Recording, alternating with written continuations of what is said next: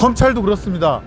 이거 제대로 수사를 해서 민간업자와 그 다음에 유동규와 정민용이라든가 그들의 불법 카르텔 이 고리를 밝혀내는데 최선을 했으면 벌써 수사 끝났고 기소했고 재판 판결 나왔고 수익 환수했을 겁니다. 이거를 그냥 이재명 성남시장 지금 대통령이 억지로 연결시키려고 376번에 압수수색하고 계속 털고 엮으려다 보니까 사건이 이상하게 돼갖고 지금 법원에서도 야 검찰 너희들이 계산한 불법 수익 그거 맞지 않아. 이재명 당시시장하고 이 업자들하고는 큰 관련이 없어 라고 판결문에도 적시하고 있다는 거 아닙니까? 또 별건 수사로 진행하고 있는 FC건, 대장동건 또 이번에 무죄 나온 이해충돌 관련된 청탁금지법 다 이거 별건 수사고 압수수색 불법이다 라고 해서 증거로 아예 채택도 안 한 거 아닙니까? 예, 그렇습니다. 그 증거로도 쓸 수 없는 그런 짓들을 해갖고 무죄 나온 거를 항소해서 뭘 어떻게 하겠다는 겁니까? 이미 수사할 때부터 그렇게 불법 수색, 별건 수사로 인한 수색으로 증거 능력이 다 날아갔는데 그럼 본인들이 수사를 덮고 과잉 수사하고 인권침해 수사하고 실질적인 뇌물을 받은 유동규는 봐주면서 구형 낮춰주고 이렇게 수사를 개판으로 만들어 놓고 나서 뭘 지금 항소를 갖다가 뭐 안 한 걸 갖고 이 난리를 치는지 저는 분노하지 않을 수 없습니다. 실질적인 피해는 부산저축은행 그 피해자들이 정말 땀 흘려서 번 돈 묻어놓은 거 그거를 갖다 불법 대출한 거기서부터 시작이 되는데 왜 윤석열은 그거에 대한 수사를 안 하고 있고 직무유기까지 하면서 대통령까지 되고 이 수사를 갖다가 아예 원천적으로 막아놓은 그것부터 바로 잡아야 되지 않겠습니까? 이 수익을 부산저축은행 그 피해자들한테 돌려줘야 되지 않겠습니까? 원점부터 검토해 주십시오. 예, 알겠습니다. 특수직무유기죄 아직 공소시효 살아 있습니다. 예, 법무부 장관님, 지금 이제 대장동 건에 대한 항소 문제로 국민의힘에서 여러 가지 공격을 하는데 저는 대장동 건 하면 가장 먼저 부산저축은행 피해자분들이 생각이 납니다. 대장동 건 사업자들이 부산저축은행으로부터 1,400억 원을 대출을 받아서 이 땅에다가 예컨대 계약금을 걸고 그 증거로 근저당권 설정을 했죠. 그런데 이제 이 사업이 또 부산저축은행이 부실 대출로 망가졌을 때 그때 이제 부실 대출이라든가 불법 대출에 대한 수사가 대검에서 중수부에서 이제 진행이 되지 않습니까? 그때 담당자가 혹시 누군지 아십니까? 예, 그 당시 대검의 과장이 윤석열 대통령을 알고 있습니다. 예, 윤석열 씨잖아요. 예. 윤석열 씨가 저축은행 모든 비리에 대해서 다 수사를 했으면서도 이 대장동 건만은 비켜나갑니다. 그 녹취록에 보면 가서 윤석열 씨를 만나서 뭐 커피 한잔 하고 오면 된다라든가 걱정하지 말아라라고 하는 그런 녹취록이 당시에 그 생생하게 남아 있습니다. 그때 윤석열 과장이 제대로 수사를 해서 이 불법 대출, 부실 대출, 또 이게 커미션까지 들어간 대출 아니겠습니까? 부산저축은행 실질적인 오너의 친인척인 조우영한테 20억 돈을 줘서 이 1,000억이 넘는 대출을 받았다는 것이고 그 대출을 받은 민간 사업자가 그걸로 비자금을 만들어서 여기저기 썼다는 것이고 그다음에 그 대출금을 갚지 못했을 때 윤석열이가 대검 중수부가 제대로 수사를 했으면 그 민간업자로부터 그 권리를 다시 뺏어서 저축은행 피해자 부산 분들한테 돌려줄 수 있었을 것입니다. 그런데 그걸 안 하고 있다가 결국에는 그 민간업자 처음에는 이강길 씨였죠. 이강길 씨로부터 남욱이라든가 지금 정민용이라든가 이런 사람들한테 그 권리가 넘어와서 이 대장동 건이 사업을 계속 진행할 수 있었던 거 아니겠습니까? 제가 볼 때는 윤석열 씨 당시에 이 불법 행위는 범죄 행위는 특가법상의 특수직무유기죄에 해당합니다. 범인이 누군지 알면서 혹은 인지하고 있으면서도 수사를 안 하고 유기를 했을 때 1년 이상 유기징역형에 처할 수 있고 공소시효는 10년 이상으로 보입니다. 윤석열 씨가 대통령이 됐기 때문에 3년 동안은 공소시효가 정지되어 있습니다. 그래서 지금이라도 이거 수사를 해서 이 대장동 건으로 인한 민간업자들의 불법 수익을 그 당시 저축은행에 예금을 했던 피해자분들에게 돌려줘야 된다고 생각하고 이것이 정의롭다고 생각하는데 장관님 의견은 어떠십니까? 예, 어쨌든 뭐 정확한 사실관계는 다시 파악해 봐야겠지만 의원님 지적하신 부분에 문제. 아니 우선 윤석열 정권 내내 저희가 주장했던 것이고 예, 예. 대선 전에도 저희가 주장했던 것입니다. 이거 알고 공소시효가 아직 안 지났다. 예, 예. 그리고 당시 불법 대출한 사람들 그 범죄를 파헤쳐서 예컨대 기소를 하면 부산저축은행 피해자들한테 이 돈을 돌려드릴 수 있다. 지금은 추징을 해도 그분들한테 돌려주지는 못하고 있지 않습니까? 그렇지 않습니까? 그러니까 지금 성남도시개발공사가 가압류를 해갖고 그 불법 수익을 환수하겠다고 지금 그 법적으로는 그렇게 하고 있는데 사실 피해자는 성남도시개발공사가 아니잖아요. 성남도시개발공사는 도시개발공사 설립하면서 투입한 금액이 아마 1억 정도밖에 안 될 겁니다. 그마저도 이재명 당시 성남시장이 공공개발을 하겠다고 몸부림쳤기 때문에 성남도시개발공사가 설립이 되어서 지방채 발행을 통해서 이거를 공공개발하겠다고 노력했기 때문에 그나마 지분의 50%를 갖다 갖고 있어갖고 지금 그 수익을 갖다가 얻고 있는 그 구조를 만든 거 아닙니까? 이재명 성남시장이 당시 그대로 했으면 그 수익을 성남도시개발공사가 다 얻어서 그걸 공공에 썼을 텐데 그때 당시 성남시 의회 다수당이었던 국민의힘이 그거를 반대를 했고 그래서 성남도시개발공사가 결국에는 타협할 수밖에 없는 그런 구조가 되어서 결국 이 지경에 이른 거 아니겠습니까? 그거를 잘 알고 있는 국민의힘이 지금에 와서 마치 국민을 위한 척 7천억이 마치 뭐 대장동 업자들에게 다 돌아가는 척 포기한 척 이렇게 질문하는 걸 보고 저는 너무 황당하기도 하고 분노마저 불러일으킵니다. 그 전으로 더 돌아가면 이 대장동 건 원래 LH가 공공개발하려고 했던 걸 당시 국민의힘 이명박 대통령이 뭐라고 했습니까? LH가 민간개발업자 경쟁하지 말라고 해서 LH가 손을 떼게 하는 명분을 만들어줬고 또 성남시 그때 국회의원 국민의힘 신땡땡 그 동생이 업자들한테 억대의 돈을 받아서 신땡땡 그 국민의힘 의원이 국토위에서 이거 대장동권에서 LH 손 띄라고 그렇게 공격적인 질문을 하지 않습니까? 그래서 LH를 포기시켜갖고 민간업자들이 부산저축은행으로부터 돈을 대출을 받아서 이 땅에다가 계약금 심어놓고 그래서 이게 민간업자의 사업이 시작되는 거 아니겠습니까? 장관님도 잘 알고 계시잖아요. 예, 뭐 잘 알고 있습니다. 네. 검찰도 그렇습니다. 이거 제대로 수사를 해서 민간업자와 그다음에 유동규와 정민용이라든가 그들의 불법 카르텔 이 고리를 밝혀내는데 최선을 했으면 벌써 수사 끝났고 기소했고 재판 판결 나왔고 수익 환수했을 겁니다.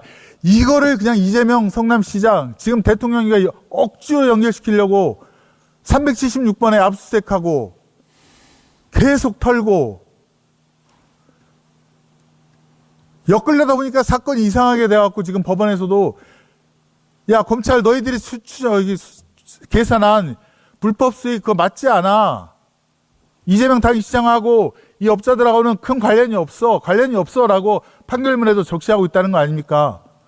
또 별건 수사로 진행하고 있는 FC건, 대장동건 또 이번에 무죄 나온 이해충돌 관련된 청탁금지법 다 이거 별건 수사고 압수수색 불법이다라고 해서 증거로 아예 채택도 안 한 거 아닙니까? 예, 그렇습니다. 네.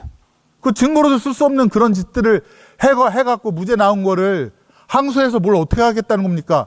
이미 수사할 때부터 그렇게 불법 수색, 별건 수사로 인한 수색으로 증거 능력이 다 날아갔는데 그럼 본인들이 수사를 덮고 과잉 수사하고 인권 침해 수사하고 실질적인 뇌물을 받은 유동규는 봐주면서 구형 낮춰주고 이렇게 수사를 개판으로 만들어 놓고 나서 뭘 지금 항소를 갖다가 뭐 안 한 걸 갖고 이 난리를 치는지 저는 분노하지 않을 수 없습니다. 실질적인 피해는 부산저축은행 그 피해자들이 정말 땀 흘려서 번 돈 묻어놓은 거 그거를 갖다 불법 대출한 거기서부터 시작이 되는데 왜 윤석열은 그거에 대한 수사를 안 하고 있고 직무유기까지 하면서 대통령까지 되고 이 수사를 갖다가 아예 원천적으로 막아놓은 그것부터 바로 잡아야 되지 않겠습니까? 이 수익을 부산저축은행 그 피해자들한테 돌려줘야 되지 않겠습니까? 원점부터 검토해 주십시오. 네, 알겠습니다. 특수직무유기죄 아직 공소시효 살아 있습니다. 그런 것을 말씀을 드리고요. 다음은 추징에 대해서도 말씀드리겠습니다. 추징은 개별 추징입니다. 잘 알고 있지 않습니까, 장관님? 예. 민사적으로 가압류를 걸고 소송을 하면 공동 불법행위 연대 책임을 물을 수 있는 거 아닙니까? 예, 그렇습니다. 네. 어쨌건 국가적인 입장에서는 개별적으로 얼마를 나누어서 추징하는 것보다 이들을 공동 불법행위 책임으로 만들어서 같이 손해배상 책임으로 불법행위로 환수하는 게 중요한 거 아닙니까?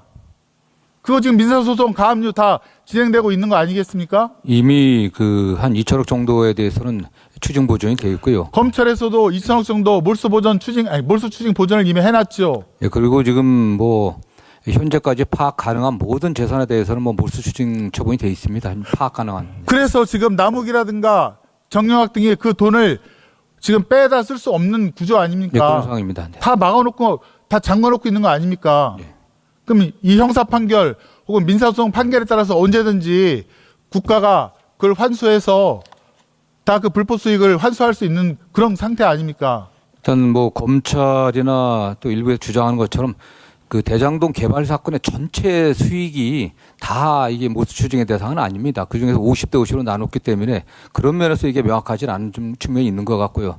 다만 저희 입장에서는 범죄 혐의자들이 그 피고인들에게 수익이 가지 않게 할 필요성이 있지 않겠습니까? 이미 업무상 배임이 유죄로 됐기 때문에 그 부분에 관해 갖고 좀 더 또 공소유지에 만전을 기하고 항소심에서도 원심형이 유지될 수 있도록 중형이 유지될 수 있도록 최선을 다하겠습니다. 그렇습니다. 불법 수익은 이미 다 묶어놓져 있습니다. 가압류가 몰수 추징 보조를 통해 다 묶어놓 있기 때문에 이런 형사재판, 민사재판을 충실하게 수행하면 되는데 지금 성남도시개발공사 시장이 신상진 국민의힘 시장이죠.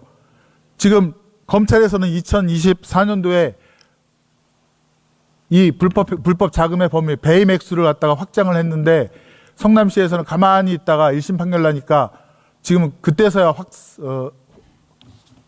가압류 액수를 갖다가 확장했다고 합니다. 저는 그것도 문제가 있다고 봅니다. 성남시에서는 최대한 가압류를 많이 해서 어쨌든 불법 수익이 불법 행사에 돌려지지 않도록 조치를 취해 놔야 되는데 장관님 그것까지 좀 검토를 해 주셔야 될 것 같습니다. 예. 마지막으로 저는 이 대장동 건을 보면 항상 비교가 되는 게 LCT 건인데요. 부산 LCT. 2조 원이 넘는 사업비가 들어가고 사업자가 수천억 혹은 1조 원의 수익을 얻었다는 것인데 LCT 건 제대로 된 검찰 수사 일어나지 않았고 결국 그 책임자는 잠깐 구속되었다가 나왔고 또 당시 박근혜 정부 정무수석이죠. 억대 뇌물을 받았음에도 그 역시 그냥 그것으로 인한 형만 살다 나왔고 근데 거기에 대해서는 불법 수익에 대한 환수가 전혀 없었습니다. 그런 것들을 해왔던 것들이 검찰입니다. 이 대장동 건도 흐트러진 게 사실 박영수 전 검사장이 윤석열의 아빠라고 불리는 멘토라고 불리는 박영수 검사장이 개입을 함으로써 대장동 일당의 불법 행위를 싹 봐준 거 아니겠습니까? 검찰이 제대로 서야 정의가 살아난다고 생각을 합니다. 그래서 저희가 수사와 기소는 분리가 되어서 이중 체크를 해야 된다 이렇게 정책을 법 제도를 만드는 것이고요. 그 장관님께서는 이런 국민의힘의 어떤 비난에 연연하지 마시고 평소 업무대로 신조대로 해 주시기를 그렇게 부탁을 드리겠습니다. 예, 저희도 뭐 대장동 그 피고인들이 1심 판결대로 또 엄정하게 처벌받을 수 있게 최선을 다하고요. 또 걱정하시는 범죄 수익 환수 관련해 갖고 항소심에서도 또 필요한 자를 더 적극적으로 내겠습니다. 네. 네. 다음은 그 행안부 장관님 혹시 나오셨나요? 네. 행안부에서. 네, 행안부 예. 나와 있습니다. 윤석열 정부에서 참 미스테리한 일들이 많이 일어나는데 그 중에 하나가 경찰청 외사국과 또 지방경찰청, 외사청을 폐지한 일입니다. 이제 외사국, 외사청이 어떤 일을 하시는지 혹시 알고 계신가요? 지금 해외 범죄라든지 해외에 있는 교민 보호라든지 뭐 이런 업무를 하는 것으로 제가 알고 있습니다. 네, 그리고 우리 산업기술이 해외로 유출되는 거, 또 역시 그것도 수사하고 그것도 막는 일을 하고 있는데요. 거기에 지금 1,100명이 외사국 또 외사청이 근무를 하다가 윤석열 정부 때 다 흩어져 버리죠. 그러면서 어디로 갑니까? 제가 정확히 지금 파악은 못하고 있습니다. 자료화면 보시겠습니까? 외사기능 인력이 기동순찰단, 그다음에 집회시위 경비로 갑니다. 250, 280인가 540명이 절반 이상이 본인의 전공과는 무관한 경비 업무, 집회시위 관리 업무, 또 기동순찰 업무에 투입이 됩니다. 캄보디아 건에서 재외국민 실종 신고라든가 또 범죄 신고가 많이 오는데 저는 그 몇 년 윤석열 정부 동안 그 2023년, 24년, 2025년까지 갑자기 급증했던 거 아니겠습니까? 거기에 대해서 윤석열 정부가 제대로 대응하지 못하고 오히려 저는 캄보디아 ODA 건 관련해서 눈을 감았다라고 생각을 하는데 대응하지 못한 그 이유가 외사국과 외사청 폐지에 있다라고 생각이 됩니다. 재외국민 사건 사고 지금 얼마나 증가되는지 혹시 아십니까? 작가님? 아까 말씀하신 대로 캄보디아라든지 동남아에서 많이 증가하고 있는 것으로 알고 있고 구체적인 통계는 제가 지금 갖고 있지는 않습니다. 예, 자료화면 보시면 2002년도에 17,000건에서 지금 이제 24,000건까지 거의 뭐 증가하고 있고 특히 납치와 강간 건수 3배 가까이 증가했다는 것은 아까 말씀드렸는데 이 외사국, 외사청 기능이 지금 경찰청 여기저기로 흩어져서 일관된 지금 업무 처리가 안 되고 있는 거 혹시 아십니까? 지금 그런 측면에서 경찰청에서 전반적인 조직을 어떻게 하고 있는지에 대해서 검토를 하고 있고 또 필요한 인력에 대해서도 저희 조직국에 요청이 들어와 있는 것으로 제가 알고 있습니다. 이 외사국과 외사청 폐지를 주도한 사람이 누군지 자료화면 한번 보실까요? 윤익은 조지호. 조지호 경찰청 차장으로 있을 때 이 외사국, 외사청 폐지를 주도했고요. 그래서 그런지 인수위 파견부터 경찰청장까지 정말 초고속 승진을 합니다. 인수위 파견되고 나서 2022년 6월 치안감 승진하고요. 2022년 12월 치안 정감으로 승진을 합니다. 그때 외사국, 외사청을 다 폐지하는 그런 일을 주도적으로 했고요. 윤익은 청장 역시 2021년 12월 치안감 승진한 후에 6개월 만에 치안 정감 승진하고 8월 달에 경찰청장으로 또 승진합니다.